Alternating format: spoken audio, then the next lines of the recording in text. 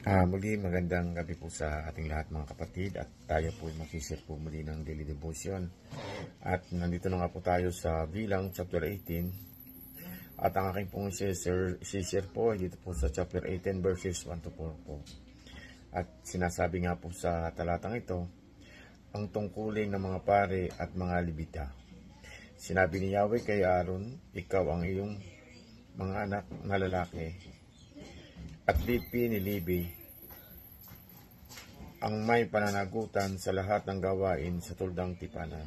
Ngunit sa mga gawain ng pari, ikaw at ang iyong mga anak na lalaki lamang ang mga ngasiwa.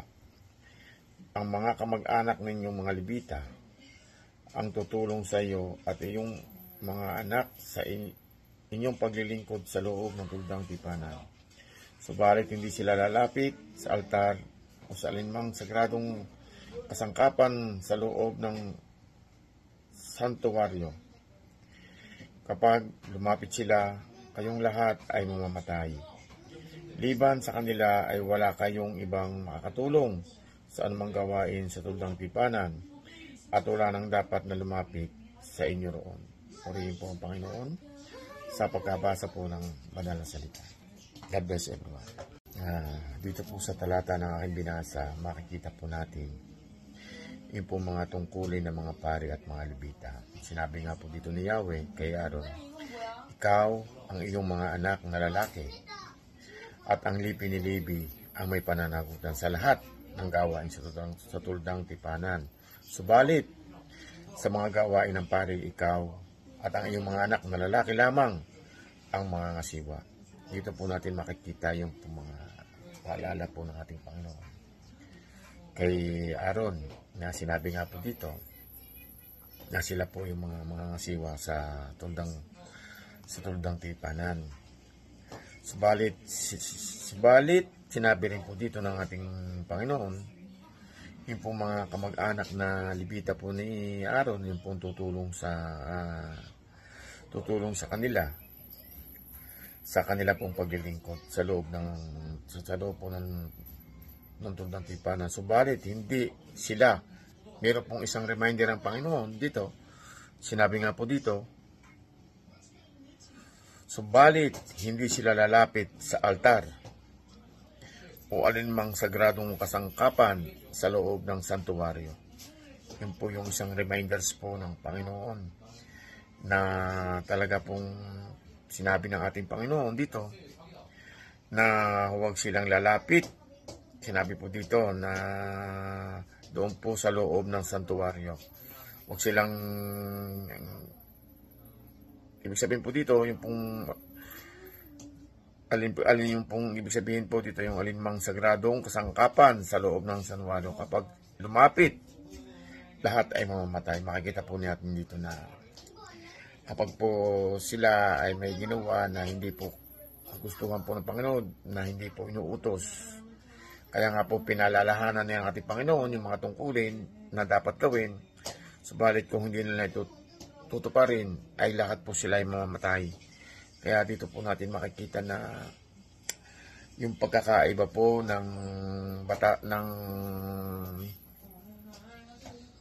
nung una sa Old Testament kaysa ngayon po. Kahit po ngayon, kahit maraming bawal, pilit-pilit pa natin ginagawa. Pero nung panahon po yun, kapag tayo lumabag po sa kautusan ng Panginoon, ay mamamatay po tayo. Katulad nga po ng sinabi dito, lahat kayo ay mamamatay. So, purihin po yung Panginoon dahil nga po sa pagkakalinis nila sa pamamagitan ng kanyang dugo, kaya tayo po ay naging malaya. Kaya dito po natin makikita na yung kabutihan po ng Panginoon na ginawa po sa buhay natin, na kahit ngayon tayo nakakagawa ng masama, pilit pa natin, alam natin may pinag-uutos sa atin ng Panginoon, pero lumalabag pa rin tayo na hindi po natin inaasahan na yung mga kasalanan hindi natin sinasadya. Ay kung nung panahon pong yun, siguro po ubos na tayo kasi paulit-ulit po tayong nagkakasala. Kaya purihin po yung Panginoon sa napakaganda pong mensahe ng ating pong napag-aral na basa po dito. Kaya siguro mas mabuti na lang po na kung nagkakasala man tayo o nagkakamali sa utusan ng Panginoon, ay humingi lang po tayo ng kapatawaran at lagi naman po nandyan yung kamay ng ating Panginoon para pa tayo patawarin. Purihin po ang Panginoon sa kanyang kabutihan, and God bless everyone. Magandang gabi po sa ating lahat at muli po tayo may mag-share sa ating devotion sa number chapter 18 verse 5 hanggang 8. At inyong iingatan ang katungkulan ng santuario at ang katungkulan ng dambana upang huwag na magkaroon pa ng kagalitan sa mga anak ng Israel. At ako narito aking pinili ang iyong mga kapatid ng mga Levita sa gitna ng mga anak ni Israel. Sa inyo sila ay isang kaloob na bigay sa Panginoon upang gawin ang paglingkod sa tabernakulo ng kapisanan. At ingatan mo ng iyong mga anak kasama mo at ang iyong pagkakasacerdote sa bawat bagay ng dambana at doon na nasa loob ng tabing. At kayo maglilingkod. Aking ibinibigay sa inyo ang pagkakasacerdote na parang isang paglilingkod na kaloob. At ang taga-ibang lupa at lumalapit ay papatayin. At sinalita ng Panginoon kaya Aaron, at ako'y narito ang aking ibinigay sa iyo ang katungkulan sa mga handog na itinaas sa akin. Lahat ng mga banal na bagay ng mga anak ni Israel, aking ibinigay sa iyo dahil sa pagpapahid at sa iyong mga anak na marapat na bahagi ninyo magpakailanman. Amen. Magandang umaga po sa inyong lahat. Ang babasahin ko po ngayon, number chapter 18, verse 9 to 12. Ito'y magiging iyo sa mga pinakabanal na bagay na hindi pinaraan sa apoy. Bawat alay nila, bawat handog na harinan nila, at bawat handog nila dahil sa kasalanan at bawat handog nila dahil sa pagkakasala na kanilang ihahandog sa akin, ay magiging pinakabanal sa iyo, sa iyong mga anak. Gaya ng mga kabanal-banalang bagay ay kakain ka ng mga iyan. Bawat lalaki ay kakain niya o magiging banal na bagay sa iyo. At ito iyo, ang handog na itinaas na kanilang kaloob, sa makatuwid bagay ang lahat ng mga handog na inalog ng mga anak ni Israel. Aking ibinigay sa iyo at sa iyong mga anak na lalaki, at babae na kasama mo na marapat na bahagi magpakailanman, bawat malinis sa iyong bahay ay kakain niyaon. Lahat ng pinakamainam sa langit at lahat ng pinakamainam sa alak at sa trigo ang mga pinakaunang bunga ng mga yaon na kanilang ibibigay sa Panginoon ay ibibigay ko sa iyo. Amen. May babasahin ko po, Numbers chapter 18, verse 13 to 16. Ang mag-uunang hinog na bunga ng lahat na nasa kanilang lupain na kanilang dinadala sa Panginoon ay magiging iyo. Bawat malinis sa iyong bahay ay kakain niyaon. Lahat ng mga bagay na natatalaga sa Israel ay magiging iyo. Lahat ng mga bagay na nagbubukas ng bahay bata sa lahat ng laman na kanilang inihahandog sa Panginoon sa mga tao at gayon din sa mga hayop ay magiging iyo. Gayon man ang panganay sa tao ay tunay na iyong tutubusin at ang panganay sa maruruming hayop ay iyong tutubusin. Ay yaong mga matutubo sa kanila. Mula sa isang buwang gulang ay iyong tutubusin ayon sa iyong pagkahalaga ng 5 siklong pilak ayon sa siklo ng santuaryo. Amen. Gandang gabi po sa ating lahat. Ang aking ibabahagi ngayon ay makita sa Bilang chapter 18 verses 17 to 20. Pero huwag niyong tutubusin ang panganay na turo, tupa o kambing dahil sa akin ito. Katayin ninyo ito at iwisik ninyo ang dugo sa altar at sunugin ang mataba bilang handog sa pamagitan ng apoy. Ang mabangong samyo ng handog na ito ay makalulugod sa akin. Sa inyong karne nito, gaya ng dibdib at ang kanang paa ng handog na itinaas ninyo. Ibinibigay ko sa inyo ang lahat ng mga handog na itinataas ang mga Israelite sa akin. Para ito sa inyo at sa inyong mga angkan bilang inyong bahagi, magpakailanman. Kasunduan ito sa iyo at sa iyong angkan na hindi na magbabago magpakailanman. Sinabi pa ng Panginoon kang Aaron, kayong mga pari ay walang mamanahing lupa sa Israel dahil ako mismo ang magbibigay ng inyong mga pangangailangan. Yun lang po, maraming salamat. God bless. Magandang gabi po. Ang babasahin ko po ngayon ay Numbers chapter 18 verses 21 to 24. I give to the Levites all the tithes in Israel as their inheritance in return for the work they do while serving at the tent of meeting. From now on, the Israelites must not go near the tent of meeting, or they will bear the consequences of their sin and will die. It is the Levites who are to do the work at the tent of the meeting and bear the responsibility for offenses against it. This is a lasting ordinance for the generations to come. They will receive no inheritance among Israelites. Instead, I give to the Levites as their inheritance, the tithes, and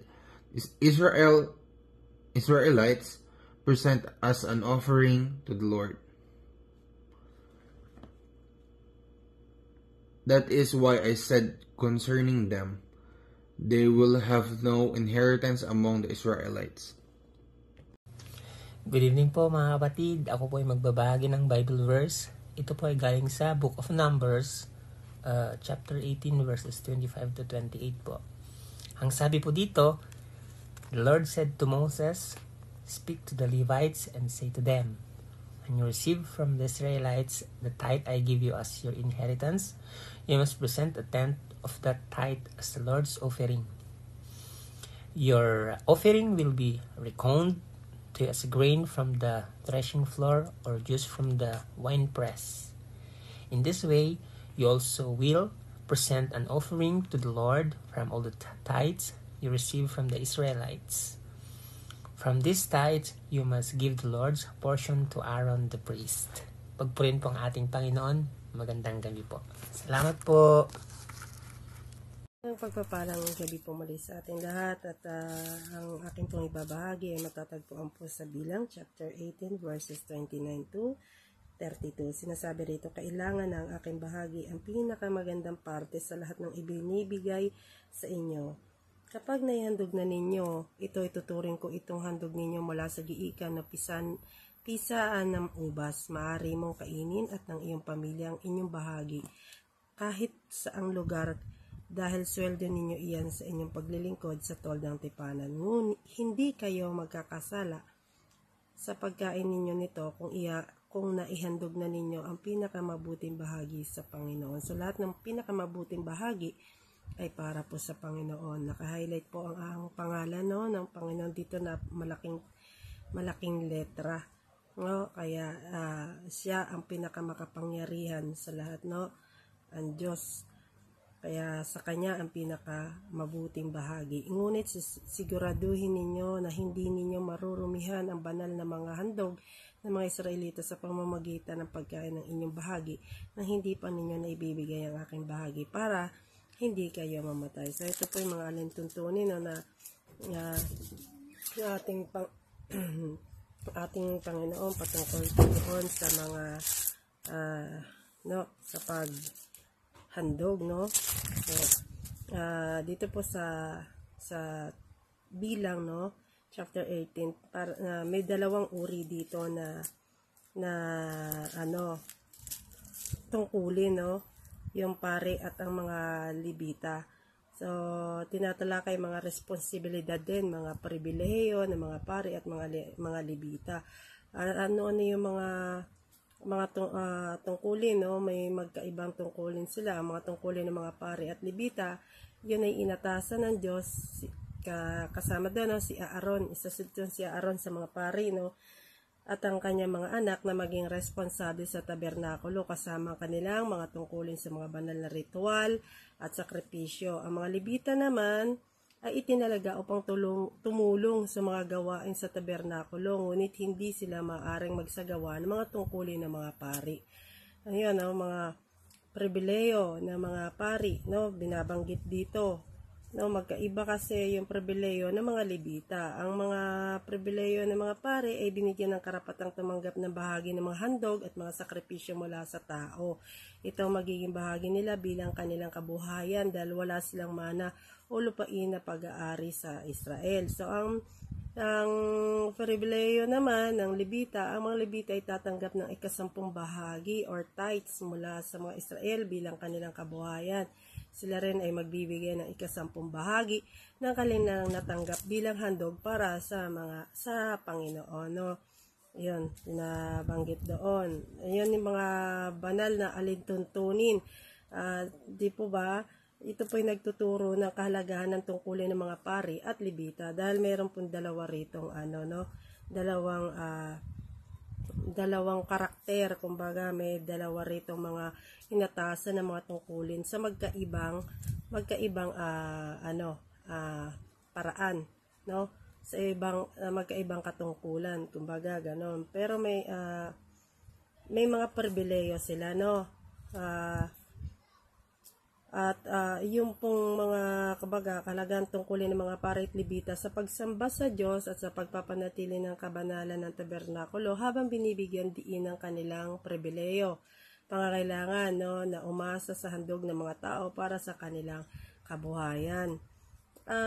Ito po, no, napansin natin parang mga alintuntunin na to, nadaanan na natin to sa Leviticus Doon po sa Leviticus chapter 6 hanggang chapter 10 po, no, makikita natin doon yung mga alituntunin tungkulin ng mga pari, uri ng mga handog at mga seremonyas na kanilang isinasagawa. Kumbaga, patuloy na ipinapaalala to sa atin, no. Patuloy yung pagpapaunawa, no, ng kahalagahan ng kabanalan ng mga gawain po ng mga naitalaga, no, ng ating Panginoon. Makikita rin natin ito sa Deuteronomy, no, chapter 18. Yung mga tagubilin ukol sa mga pari, sa kanilang mga pribileyo, no, yung 'di ba yung mga pari na naatasan, no, yung paghahandog pagkatapos ihandog sa Panginoon, no, yung kila Aaron, no, sila naman ang pagkatapos, kasi ang unang handog talaga lahat ay pinakamabuting unang handog po talaga sa ating Panginoon. At yun doon po, di ba, sila din po ay pribileyo, kumbaga biyaya yun ng Panginoon, sila naman na makatanggap, no? Tapos, yun lamang po ang ito, kumbaga, continuation, patuloy tayong pinaalalahanan ng ating Panginoon. Di po ba? Once na ikaw kumbaga, yung biyaya salin-salin yan, no? Salin-salin po. Ikaw, hindi lang sa panahon natin ngayon, hindi lang yung nabibigyan natin ang na bibless mo, no? Hindi lang, kundi ikaw rin na nagbibigay, no? Parehas po yung tumatanggap at yung nagbibigay ay nabibless po sila sa ibang paraan po, no? Magkaiba nga lang paraan. Kaya kung may nagbibigay sa iyo, no, tanggapin natin at isang biyaya po ito para din mabless din po yung taong nagbibigay po din sa atin po. Maraming po salamat at purihin ng Diyos sa pagkabasa ng kanyang mga salita. God bless po.